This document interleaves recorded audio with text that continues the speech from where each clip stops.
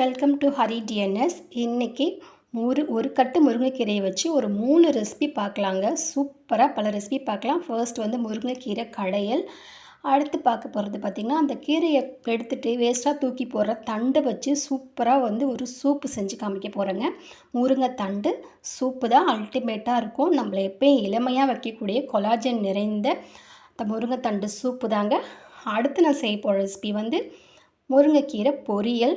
நல்லா எங்கள் வீட்டு ஸ்டைலில் சூப்பராக இந்த மாதிரி ஒரு முருங்கைக்கீரை பொரியல் செஞ்சு சாப்பிட்டா அவ்வளோ சூப்பராக இருக்குங்க. எல்லாத்தையும் நம்ம ஒன் பை ஒன்னாக பார்க்கலாம். ஃபர்ஸ்ட் டைம் பார்க்குறீங்கன்னா சேனலை சப்ஸ்கிரைப் பண்ணிவிட்டு பாங்க, லைக் ஷேர் பண்ணிவிடுங்க. ஃபர்ஸ்ட் பார்க்க போகிறது முருங்கைக்கீரை கடையில். அதுக்கு நான் 1/2 டம்ளர் துவரம் பருப்பு எடுத்து முன்னாடியே ஊற வச்சுருக்கேன் அலசிட்டு. இப்போ அதில் கொஞ்சம் மஞ்சள்தூள் சேர்த்துக்கலாம். மஞ்சள்தூள் சேர்த்துட்டு இது நம்ம ஸ்டவ்வில் ஏற்றி வச்சுக்கலாம். ஸ்டவ்வில் ஏற்றி வச்சுட்டு குறைஞ்சது 4லேருந்து 5 விசில் விட்டுக்கலாங்க. பருப்பு நல்லா வெந்து வரட்டும். இப்போ அதுக்கு தேவையானது வந்து ஒரு கைப்பிடி முருங்கைக்கீரை எடுத்து வச்சுருக்கேன், 20 பல் பூண்டு எடுத்து வச்சுருக்கேன், கொஞ்சமாக ஜீரகம், ஒரு லெமன் சைஸ் புளி, ஒரு 6 காஞ்ச மிளகாய் எடுத்து வச்சுருக்கேங்க. இப்போ பருப்பு நல்லா வெந்து வந்துருச்சு. இப்போ நான் வந்து அப்படியே ஸ்டீம்லாம் போன உடனே ஓப்பன் பண்ணி இப்போ அதில் வந்து கடையெல்லாம் போகிறது இல்லைங்க, ஸ்ட்ரெயிட்டாக வந்து இதில் வந்து நம்ம இந்த கைப்பிடி கீரையை சேர்த்துக்கலாம். கீரையை சேர்த்துட்டு அந்த ஒரு எலுமிச்சை சைஸ் புளி வச்சுருந்தோம், அந்த புளியை சேர்த்துக்கலாம். புளியை சேர்த்துட்டு அந்த பூண்டு எல்லாத்தையுமே இதில் சேர்த்துக்கலாம். இப்போ இது எல்லாத்தையும் சேர்த்துட்டு லைட்டாக கரண்டி வச்சு இது ஒரு கலரி விட்டுட்டு எல்லாத்தையும் சேர்த்துக்கலாம். சேர்த்துட்டு லைட்டாக கரண்டி வச்சு கலக்கி விட்டுட்டு கொஞ்சமாக தண்ணி சேர்த்துக்கலாம். இந்த கீரை வேகணும் இல்லையா, அதுக்காக கொஞ்சமாக தண்ணி சேர்த்துக்கலாம். தண்ணி சேர்த்து இந்த மாதிரி கிளறி விட்டுட்டு இப்போ கொஞ்சமாக தண்ணி சேர்த்துக்கலாம். நிறைய தண்ணி விட்டுறாதீங்க. கொஞ்சமாக தண்ணி சேர்த்து ஸ்டவ்வில் எடுத்து வச்சுக்கலாம். இது மேலே வந்து நான் மூடியை சும்மா தான் வைக்கிறேன். ஃபுல்லாக க்ளோஸ் பண்ணி விசில் போட்டு இந்த முருங்கைக்கீரை வேக விடக்கூடாது. அந்த மாதிரி விட்டோம்னா கசந்து போயிடும். முருங்கைக்கீரை மட்டும் வந்து விசில் விட்டு எடுக்கக்கூடாது. அப்படியே வெறுமனே மூடி வச்சு ஒரு 5 மினிட்ஸ் வந்து அந்த கீரை வந்து பாயில் ஆகிற அளவுக்கு இந்த மாதிரி இடையில எடுத்து கரண்டி வச்சு லைட்டாக நம்ம கலரி விடணுங்க. கலரி விட்டுக்கலாம். கலரி விட்டுட்டு ஒரு 5 மினிட்ஸ் வந்து இந்த மாதிரி வந்து நல்லா வெந்து வரட்டும். நல்லா நமக்கு அந்த வெந்த ஸ்மெல்லு நல்லாவே வரும். முருங்கைக்கீரை வெந்த ஸ்மெல் நல்லாவே வரும். பார்த்தீங்களா, ஆல்மோஸ்ட் கீரை வந்து வெந்துருச்சு, நல்லாவே வந்துருச்சு. இப்போ இதை வந்து நான் வந்து ஒரு கடையில் சட்டிக்கு வந்து நான் இதை வந்து மாற்றிக்கிறேன். மாற்றிட்டு இந்த ஸ்டேஜில் இதுக்கு தேவையான உப்பு சேர்த்துக்கலாம். நான் கல்லுப்பு சேர்த்துக்கிறேன். நான் எப்பவுமே மோஸ்ட்லி சமையலில் கல்லுப்பு தான் சேர்ப்பேன். நீங்கள் சால்ட் வேணாலும் சேர்த்துக்கலாம், தப்பு இல்லை. கல்லுப்பு வந்து டேஸ்ட் கொடுக்கும், அதனால் நான் வந்து கல்லுப்பு சேர்த்துக்கிறேன். இந்த கீரையை வந்து இந்த மாதிரி கல் சட்டியில் ஊற்றி கடையிறப்ப தாங்க டேஸ்ட் நல்லாயிருக்கும். நல்லா கீரை மசிஞ்சு வர்றது பார்த்திங்களா, அல்டிமேட்டாக சூப்பராக வந்து கடைஞ்சி தாளிப்பு கொடுத்துட்டு எடுத்துட்டேங்க. உண்மையிலேயே நல்லாயிருக்கும்.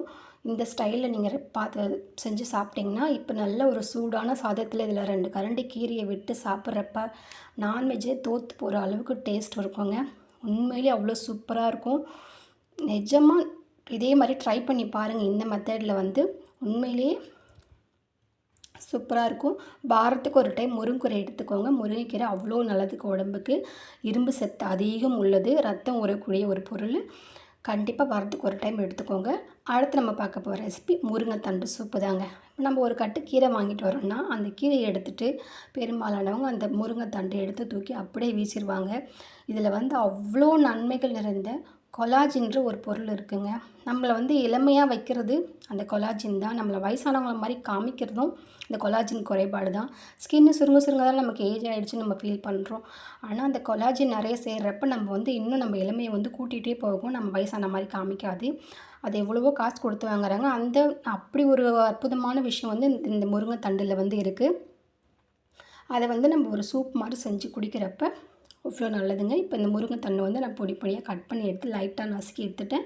இப்போ அந்த சூப்பு செய்கிறதுக்கு தேவையானது அந்த மிளகு, ஜீரகம், ஒரு வெங்காயம் கட் பண்ணி வச்சுருக்கேன், ஒரு தக்காளி கட் பண்ணி வச்சுருக்கேன். இது எல்லாத்தையும் சேர்த்துட்டு கொஞ்சமாக மஞ்சள்தூள் ஆட் பண்ணிக்கலாம்.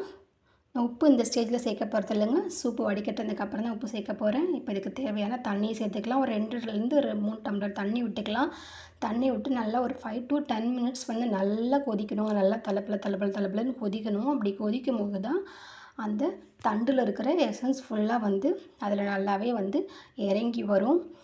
பேஸ்ட் ஆகிடக்கூடாது இல்லைங்களா, அதில் இருக்கிற அந்த எசன்ஸ் ஃபுல்லாக அதில் இறங்கி வரணும். அப்போ வந்து மேக்ஸிமம் ஒரு 10 மினிட்ஸ் நல்லா கொதிக்க விடலாம். அதை பார்த்தீங்களா, இந்த அளவுக்கு வந்து நம்ம வந்து கொதிக்க விடலாம். கொதிக்க விட்டு இப்போ நான் வந்து ஃபில்டர் பண்ணி எடுத்துக்கிறேன் ஒரு பவுலுக்கு. சூப்பர் ரெடி ஆயிடுச்சு பார்த்தீங்களா.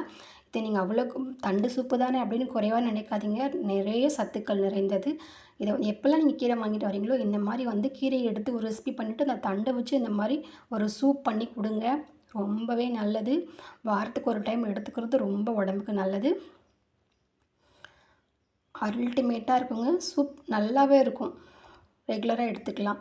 ஒரு உடம்பு முடியாத டைமில் இந்த மாதிரி எடுத்துக்கிறப்ப உடம்புக்கு வந்து அவ்வளோ தெம்பு கொடுக்கும். இப்போ நான் அதுக்கு தேவையான சால்ட்டை வந்து இதில் வந்து ஆட் பண்ணிக்கிறேன். அவ்வளோதாங்க. டக்குன்னு சட்டுன்னு சூப்பராக வந்து ஒரு சூப்பு ரெடி பண்ணி நல்லா சூடாக குடித்தோம்னா நம்ம என்றைக்குமே இருக்கலாம் இளமையாக. ஃபர்ஸ்ட் டைம் பார்க்குறீங்க, சேனலை மறக்காமல் சப்ஸ்கிரைப் பண்ணிக்கோங்க. அடுத்து நான் பார்க்க போகிற ரெசிபி முருங்கைக்கீரை பொரியல். யாருக்கு தாங்க பிடிக்காத முருங்கைக்கீரை பொரியல். இது நான் என்னோடய ஸ்டைலில் இதை பல ஸ்டைலில் பண்ணலாம். நான் பண்ணுற ஸ்டைலில் வந்து செஞ்சு காமிக்கிறேன்.